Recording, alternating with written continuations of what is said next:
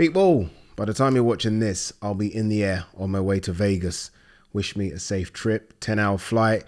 Looking forward to it, can't wait. I get to Vegas 7:30 in the evening, so I missed a press conference, but that's fine. I'm more excited about the weigh-in and obviously about the fight. I feel very privileged, very lucky to be going. I think it's a fight that we're going to talk about for years to come. I think it's the biggest fight in the last 10 years. I could go back a bit further. I think it's the most significant fight, obviously, because, again, you guys know what's at stake here. The pound for pound status is at stake. Undisputed status is at stake. Someone's O has got to go is at stake, although it could be a draw. Hopefully we don't get that. Hopefully we don't get any controversial decision as well. Hopefully it's just a fantastic fight. Two styles that I think will clash.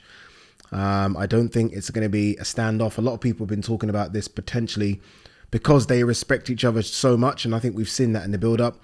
A lot of people think maybe the first few rounds are going to be quite tentative, where it's going to be a bit of a feel-out. I don't think so. I think it will get going immediately. I really do. I think the crowd's energy is going to help that. I think the crowd's going to be insane. It's going to be incredible. Again, I've been lucky enough to have been in Vegas for a few big fights recently. Not just Tank Garcia, that's the biggest, but Canelo versus GGG, Canelo versus Bivol. So I've seen what a really good atmosphere sounds like, and I expect this to be as good, if not better. I really do. I think this is going to be sensational. Before I give you my final thoughts and predictions, because I don't think I'm going to be able to do videos when I get out there, let's see if there's any quick news to run through first. Shakur Stevenson, if me and Lomachenko fight, I'm going to wash him. Shakur talks a lot, doesn't he? I like it. I like it. I mean, it's good to see a fighter talk and back up that talk. And so far in his career, he's backed it up. But at 135, he's yet to fight anyone. I mean, he hasn't really, has he? So let's see how he gets on with the first real test at 135 pounds. I don't know who it's going to be. I mean, Isaac Cruz, I would like, because I think Isaac Cruz would maybe try and rough him up a little bit, whereas Loma will try and have a boxing match with him. I like to see someone kind of take him and let him fight on the back foot. Look, he can fight on the back foot. I think we saw it a little bit with Oscar Valdez, although I do think Shakur was fighting on the back foot because he wanted to, as opposed to Oscar pushing him on the back foot.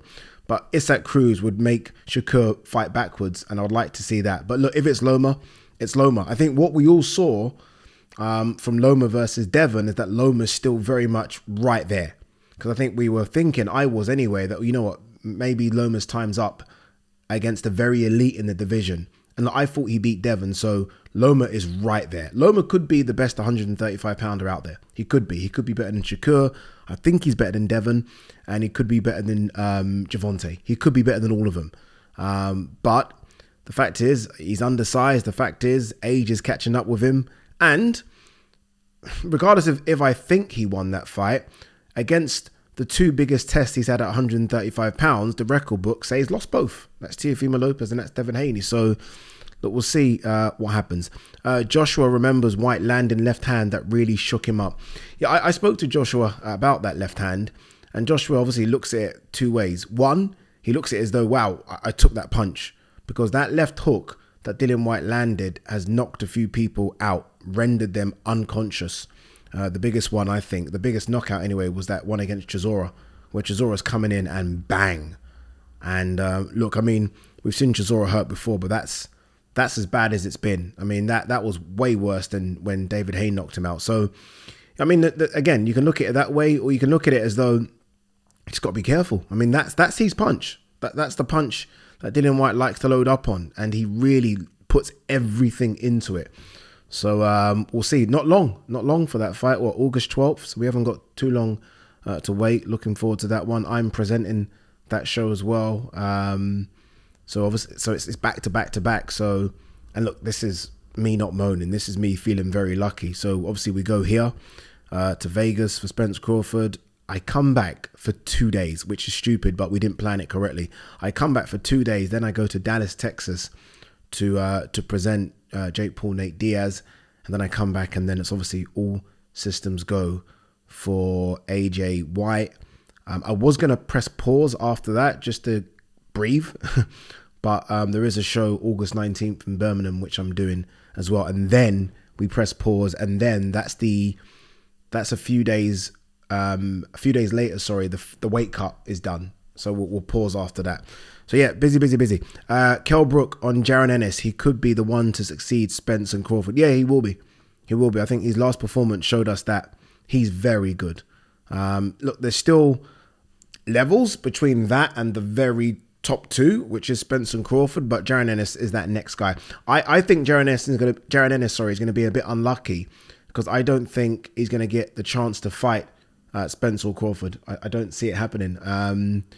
So look, he'll be the top dog in the division, but who will there be? Like, what are the big fights? We don't know what's going on with Virgil Ortiz. Obviously, look, he's got to get his health sorted, and I do wonder if it's a case of he moves to 154. So Jaron Ennis might eventually, like, he'll win a couple of belts in the division, but he might have to wait for some of the 140 guys to come up for him to be in really good fights.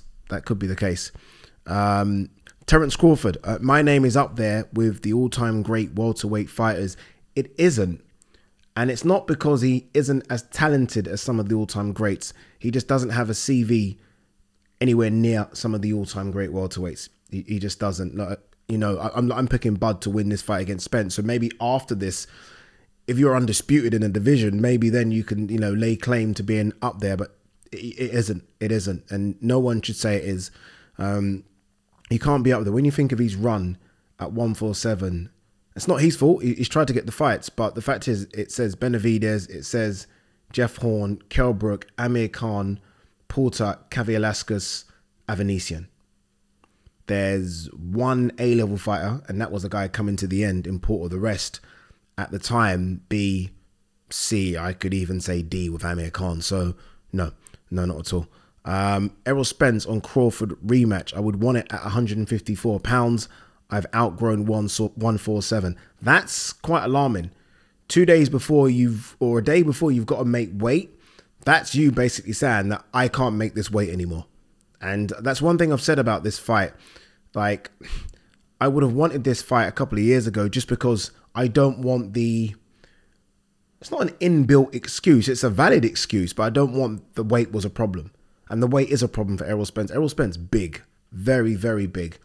So I think that he will make weight, but what will that take out of him? Do you know what I mean? It's very, very difficult to stay in a weight class that low for that long. I mean, there's been some guys who even don't have the frame to go up that have gone up. You think of people like Miguel Cotto that went up to 154, eventually went up to middleweight, just because sometimes that's what you've got to do, right? That weight cut kills a lot of these fighters. You've got to make the jumps, and Errol hasn't made the jumps. He stayed at the weight. You wonder if he stayed there a bit too long. All right, let's give my final predictions and thoughts on the fight. Look, I think Terence Crawford wins this one.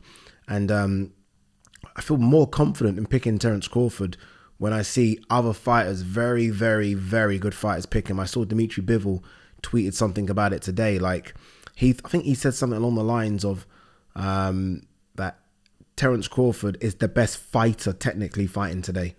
And if Bivol says that, because I think Bivol could be that guy, then as much as we like to, you know, give our thoughts and opinions, people that haven't laced him up and gone in there, when someone that has laced him up and I think is a pound for pound top 6-7 and Bivol says those things, you've almost got to look into it.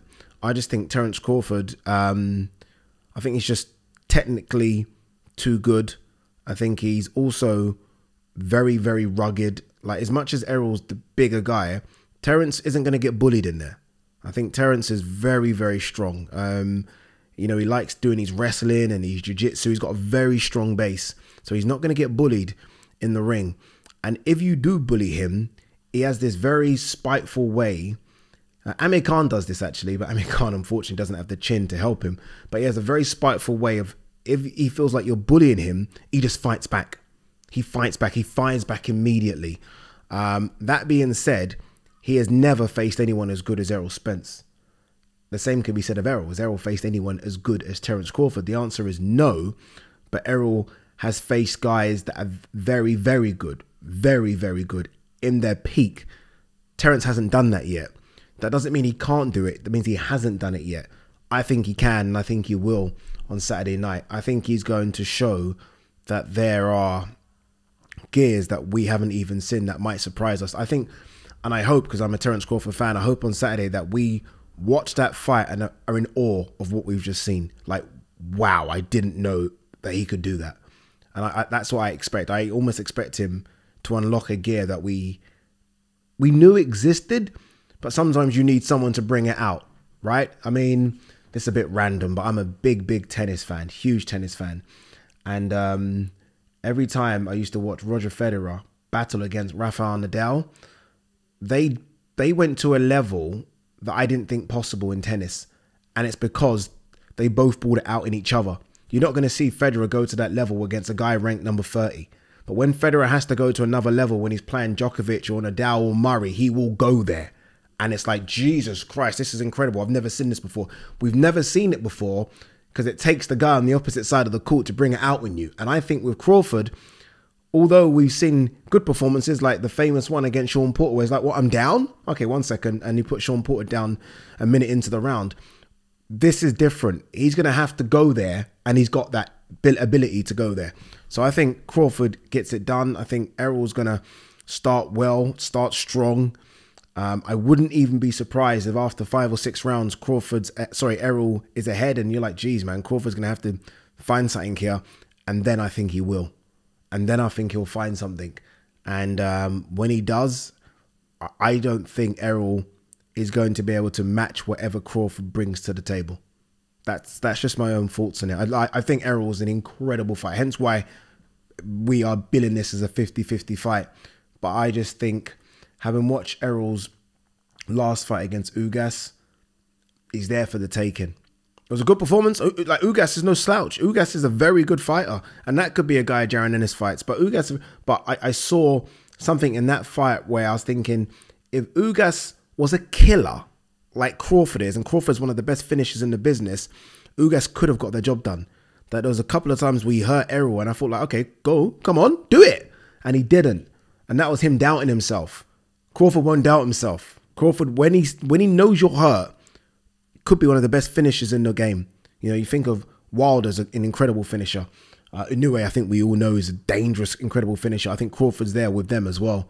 As a guy that doesn't like just to cruise to a points decision and play it safe. No, he wants to hurt you and he wants to finish you. And if he senses blood, he will finish. I don't know if he can finish Errol, but if he does, then again, that's the icing on top of the cake, a bit like Inoue did with Fulton. And that means he is pound for pound #1. That means he's undisputed. That means, as I read a bit earlier, he probably enters the conversation as one of the best welterweights we've ever seen. So that's my prediction. Crawford late stoppage or Crawford 7-5-8-4. 7-5-8-4. That's what I'm going for. All right, let's have a look and see if there is anything else. Jay Opatai's manager expects fireworks at purse bid for Richard Riakporhe defense. Yeah, there will be fireworks, and the reason there will be is because Jay Opataia has now signed a deal with Eddie Hearn and Matchroom.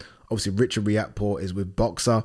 If you're Ben Shalom, you don't want to lose out to Eddie Hearn, right? You don't want to see Richard Riakporhe fight Jay Opataia, world title fight on DAZN. Especially when you've built up Richard Riakporhe, you want to see him. And if you're Eddie, you can't lose a purse bid to Ben Shalom. So it'll be interesting. You know, I'd like to see happen is just almost like a bidding war, as opposed to you put your envelope in and you don't know what the other guy's done. Look, some guys clearly know what the other guy's going to bid. I think we've seen that recently. But it'd be nice to see how far they go. Like an open bidding war. Okay, like 1 million. What, going once, going 1.5, going 1.7. That'll be exciting. It could go crazy. And if you're Richard Riakporhe and Jay Opataia, that's what you're hoping. You want it to go mad. You want to get paid, right? You want to get paid. All right, last couple of bits. Anthony Yarde versus Ricky Summers set for Zhang Joyce card. I know this Ricky Summers. He has fought Dan Aziz. He's fought Dan Aziz, and I think, who else has he fought? Andre Sterling, I think. Let's have a look. I just remember the name. I remember the name. Ricky Summers. I remember the name. 19-3. So the 3 defeats have come to, there you go, Dan Aziz and Andre Sterling. Who's the other one? Frank Buglioni. Yeah, I'm not very excited about this. What is it with Yarde? Yeah, big fan of Yarde. So hopefully, you know, if any of his team are watching, this isn't a dig.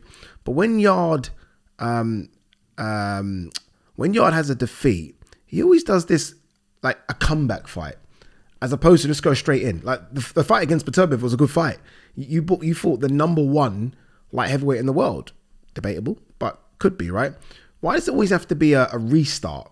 And he does it all the time. Like when he lost to Kovalev, I've got it up here now. His next fight was in Spain, a guy that was 4-48. And then he fought Dex Spellman. Then when he lost to Lyndon Arthur, rather than the rematch straight away, he fought Alex Turan, who was 23-5. And now he's lost to Beterbiev. He's fighting Ricky Summers. Like, he doesn't need to go down there. Like when he's up there, he could stay up there. You can go down a fraction, right? You don't have to fight the top 3 or 4, but you don't have to go outside the top 10. And I think Yard is a top 10 light heavyweight. So yeah, not very happy about it, but it is what it is. All right, guys, girls, again, wish me safe journey, and I will speak to you on the other side. Peace and love.